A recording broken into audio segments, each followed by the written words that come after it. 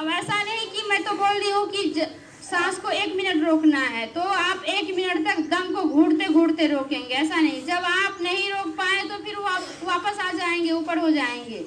अपने क्षमता अनुसार कोशिश करना है थोड़ा समय को बढ़ाने का।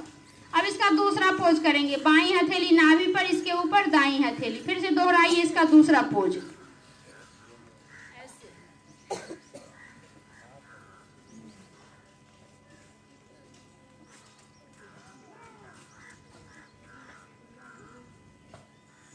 वापस एक बार और दोहराइए। अब की बार थोड़ी देर रुकने का कोशिश कीजिए।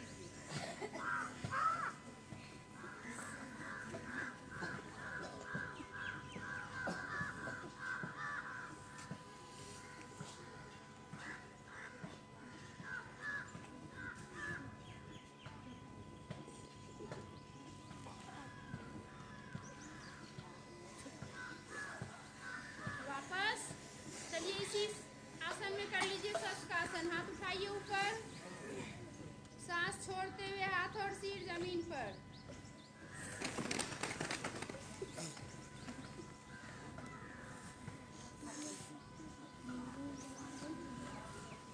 सांस भरते हुए ऊपर, हाथ को सीधा कीजिए ना, बाह को कान से लगाइए। सांस छोड़ते हुए हाथ और सिर जमीन पर रखिए।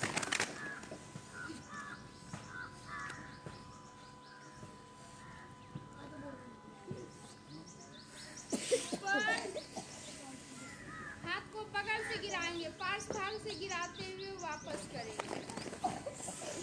पैर को खोल लीजिए, दोनों पैर को खोलिए।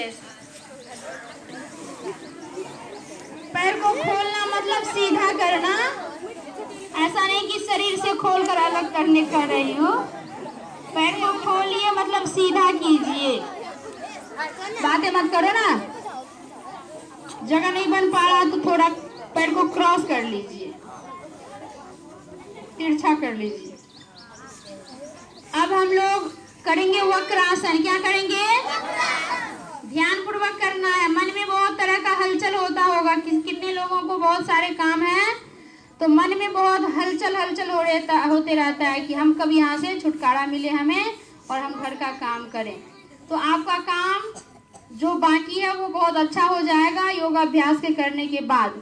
तो सभी मन को शांत एकाग्र कर लीजिए, भगवान का ध्यान कीजिए, परमपिता परमेश्वर को याद कीजिए और योगाभ्यास को करिए। अभी इसके बाद आप अपने घर का काम को करेंगे। एक पैर को मोड़िए ऐसे, जो पैर सीधा है उस हाथ को भी सीधा कीजिए।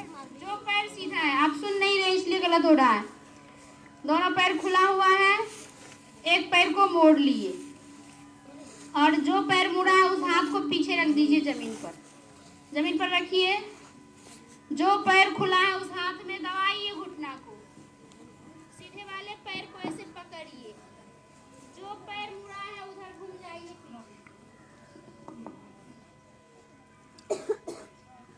पीछे मुड़ जाइए। तौलिए की भांति निचोड़ देना है शरीर को, पूरा कमर को। कमर जितना लचीला होगा उतना आप रोग से मुक्त हो जाएंगे।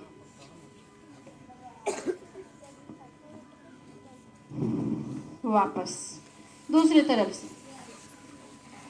अब आप ठीक उसी प्रकार दूसरे हाथ को पीछे रखिए, जो पैर मुड़ा था उसको सीधा कीजिए, दूसरे पैर को मोड़िए, ऐसे दबाइए पहले के जैसे, पीछे मुड़ जाइए।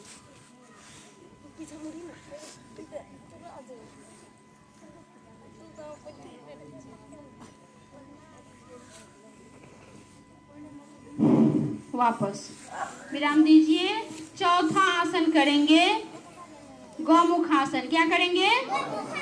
गौमुख आसन। अब इसमें से जो फिर कहेंगे ना वज्रासन में बैठने, तो कितने का पैर इधर होता है उधर होता है, कितने को हो नहीं पाता एक साथ बैठने। तो ध्यान से सीखेंगे तो बहुत ही सहज से आप बैठ पाएंगे। हाथ को रख दीजिए ऐसे बगल में, दोनों पैर को एक साथ मोड़ते हुए ऐसे मोड़ लीजिए।